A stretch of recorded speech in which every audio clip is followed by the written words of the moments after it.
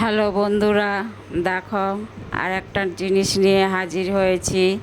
এই দেখো ইলিশ মাছ ভাজা। আজকে ইলিশ মাছ বাজার থেকে কিনে এনেছে। ইলিশ মাছ ভাজা করেছি। আর একটা জিনিস করেছি, ইলিশ মাছের লেজ দিয়ে ভর্তা করেছি, সেটাও দেখাবো। হ্যাঁ, দেখো এই যে ইলিশ মাছ গরম গরম ভাত দিয়ে তো খুবই ভালো লাগবে, আর কিছু লাগে না। হ্যাঁ, আর ভর্তা করেছি, সে ভর্তাটাও দেখাবো।